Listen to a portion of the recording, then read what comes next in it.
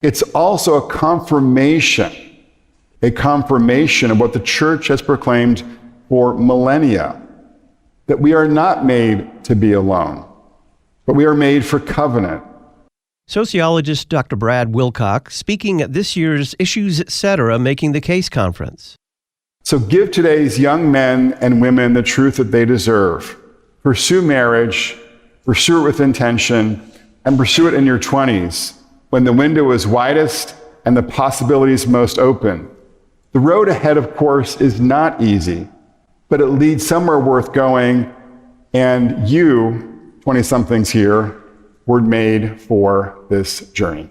You can watch and listen to Dr. Brad Wilcox making the case for 20-something marriage from the 2026 Making the Case conference.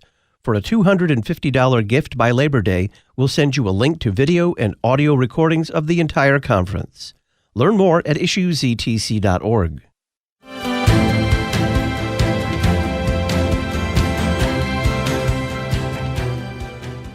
Pro-life incumbents have done very well since Dobbs. Not one pro-life incumbent has lost a statewide race. Margaret Thatcher very famously said, socialism works great until you run out of other people's money. In the Islamic system, the system works great until you run out of the infidels' money. I love this quotation from Luther. He says, "Spare me from a church in which there are no sinners." The essential character of being a Christian is to be a redeemed sinner. If we are Christians and we suffer, is that so unbelievable that we should bear a splinter of Jesus' cross after he has gone through so much as a perfect one? Hospice nurses driving around from patient to patient love listening to Issues, Etc. I assumed, and I suppose you might have assumed the same thing, that the obscenity laws of yesteryear no longer exist. And the reason that obscene things like pornography proliferate in our societies because they're no longer against the law. It turns out the laws are still there. What has changed? Well, the willingness to act upon those laws, to prosecute based on those laws. Greetings and welcome to Issues Etc., live on this Monday afternoon, July the 13th. I'm Todd Wilkin. Thanks for tuning us in. We're going to talk about prosecuting pornography with Dr. Scott Yenor, professor of political science at Boise State University. Dr. Michael New of the Charlotte Lozier Institute joins us after that to discuss federal funding for Planned Parenthood. It is back on again. We'll respond to listener email, the Issues Etc. comment line. Then Pastor Peter Bender of the Concordia Catechetical Academy joins us to look forward to Sunday morning according to the three-year lectionary and Luther's Catechisms, the 8th Sunday after Pentecost. Dr. Scott Yenor is professor of political science at Boise State University. He's senior director of state coalitions at the Claremont Institute Center for the American Way of Life. He's author of the book Recovering Family Life, Exposing the Limits of Modern Ideologies, and co-author of a recent column, Ubiquitous Porn Will Keep Destroying Lives Until We Honor Those Who Fight It. Dr. Yenor, welcome back. Thanks for having me on. What is the current status of obscenity laws in the U.S.?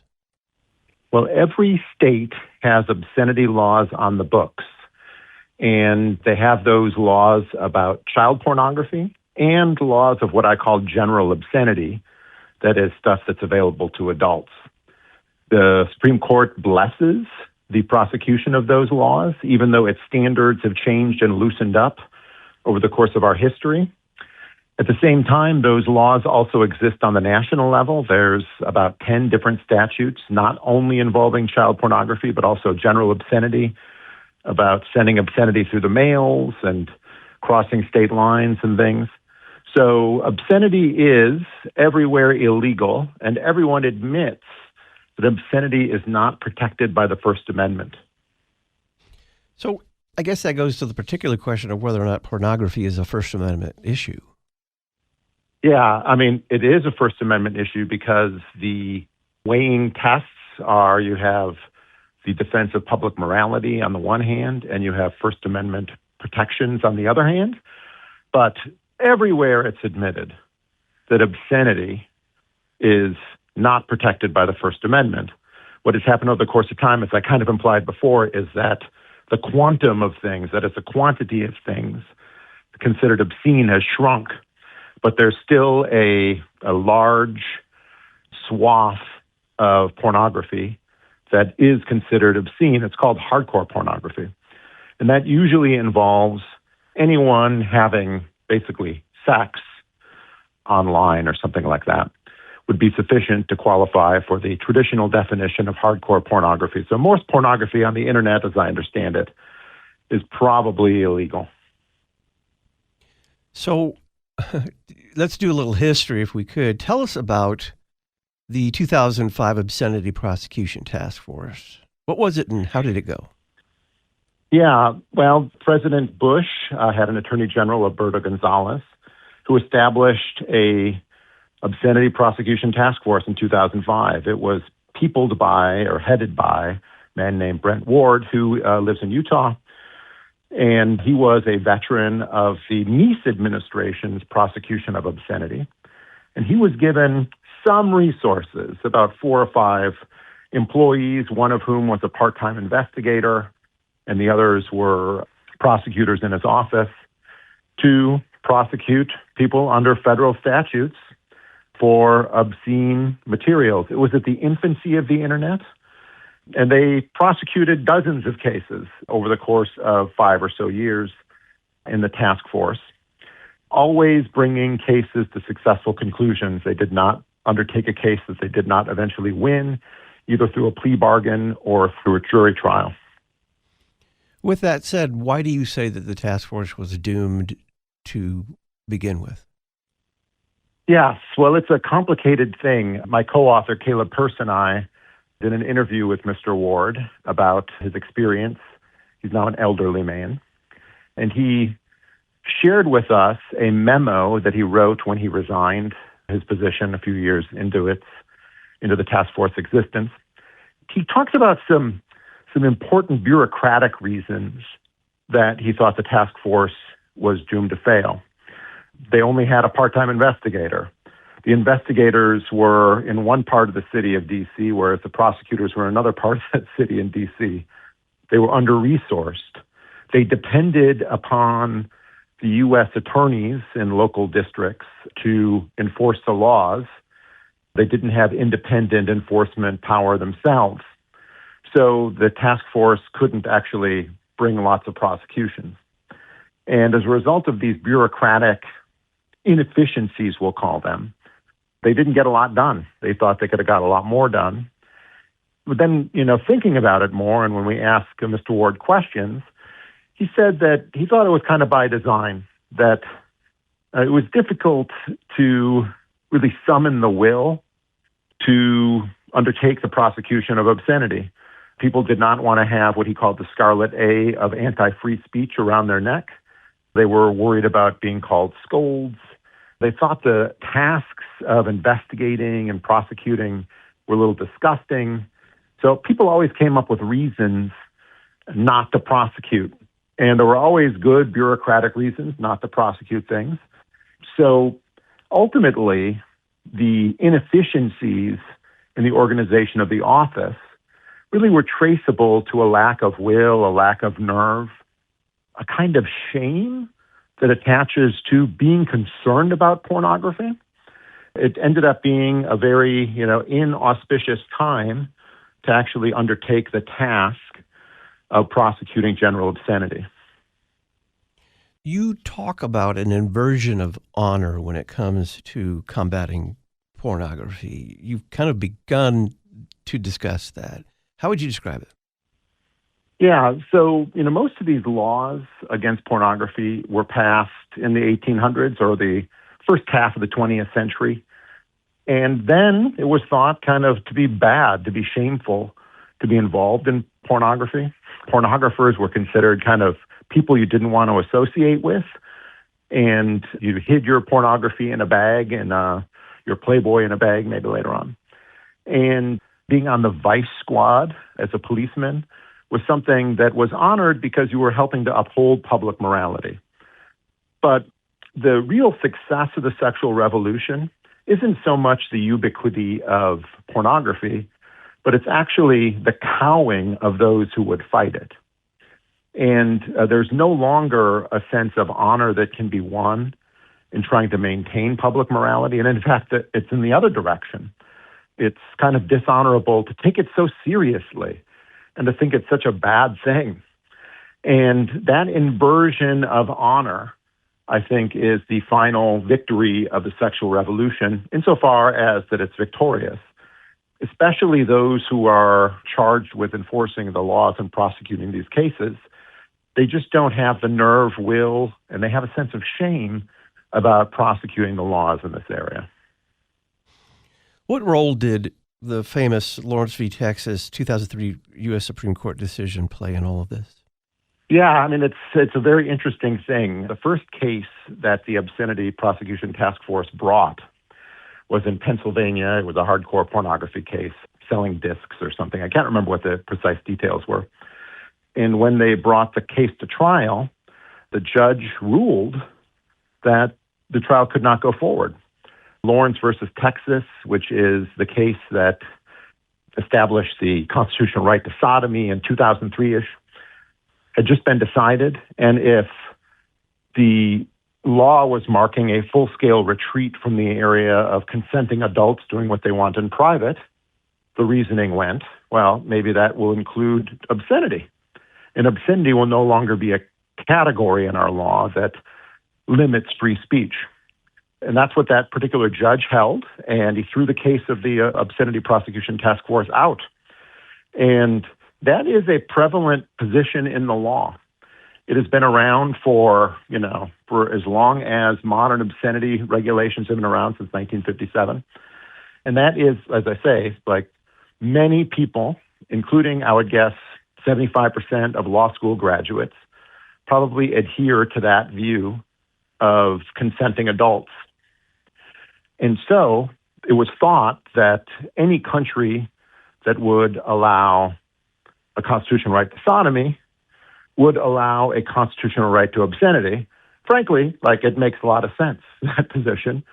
And that position was basically the prevalent legal position of the Supreme Court when the Obscenity Prosecution Task Force was established in 2005. There were other obscenity cases in the early 2000s that also pointed in this direction, where it became difficult for Congress to establish childhood protections on the internet against obscene material. So it made sense that this was a real obstacle to getting obscenity prosecutions at that time. You say that the shift away from indulgence to obscenity is more achievable now than at any other time. Why do you say that? Yeah, I think several things have changed. First of all, it is no longer really kind of scientifically literate to say that obscenity is without costs. We didn't know that as much in 2005, 2007, when the Obscenity Prosecution Task Force was established, but it's well established now. There's lots of scientific literature on this. The Supreme Court kind of put another change, is that whereas the Supreme Court was drifting in the direction of getting rid of obscenity regulations, it seemed, in the early 2000s. Recently, the Supreme Court blessed Texas's efforts to pass age verification laws for pornography websites. So there might be some steps in the law moving in the direction that it would bless it. And a third factor is that in the early 2000s was one of the heights of techno-optimism. People thought maybe the internet would provide solutions to the problems on its own.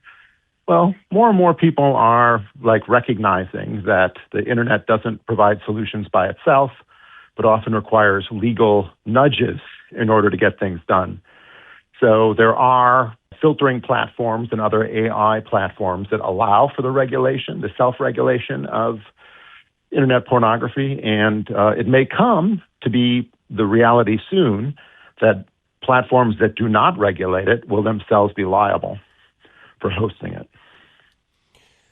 What does it require then, just in terms of kind of the legal mechanism? Does it require a determined prosecutor or two? Because as you've said, the laws are there and they have not changed. Yeah, I think it requires an actual, very functioning task force that can undertake prosecutions.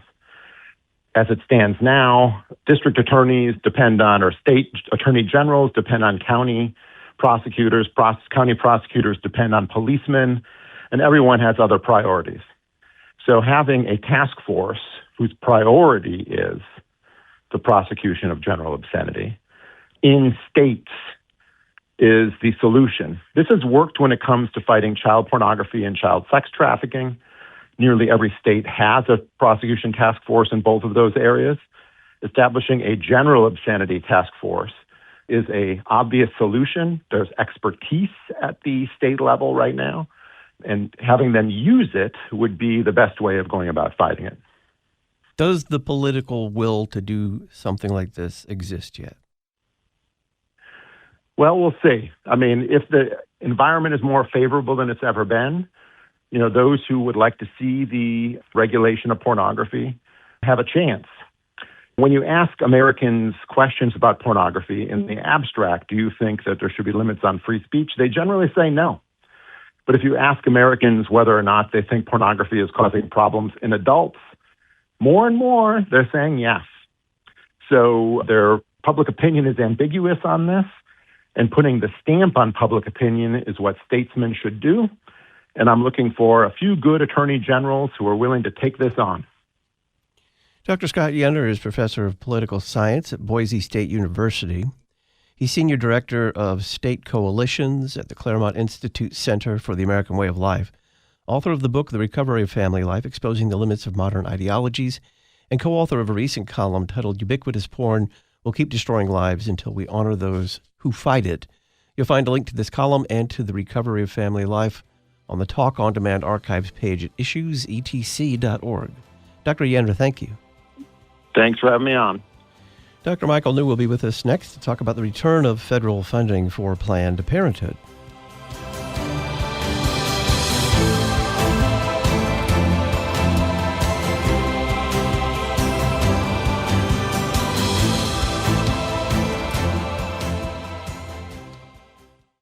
We're going to have to be vigilant on two different fronts. We're going to have to defend the truth about the human person, made in the image and likeness of God, created male and female, created for marriage. We're also going to have to defend our freedom to live according to those truths. Dr. Ryan Anderson, president of the Ethics and Public Policy Center and member of the White House Religious Liberty Commission, speaking at this year's Issues Etc. Making the Case conference. Over and over again, we're going to see that we have to form the next generation of our students, of our children, our grandchildren to believe the truth, while also defending our freedom to live it out. And then the long game is reforming our civil laws to reflect the truth. You can watch Ryan Anderson's presentation, Making the Case for Social Conservatism, from the 2026 Issues Etc. Making the Case conference. For a donation of $250 by Labor Day, we'll send you a link to watch an on-demand video stream and download audio recordings. Order online at issuesetc.org. Lutheranism in the Public Square. You're listening to Issues Etc. This is Pastor Matthew Harrison, president of the Lutheran Church Missouri Synod. The LCMS operates the second largest parochial school system in the United States. What can you expect from a Lutheran Church Missouri Synod school? There's one race, the human race. And Jesus died for the sins of every man, woman, and child from every land and every nation. Life begins at conception.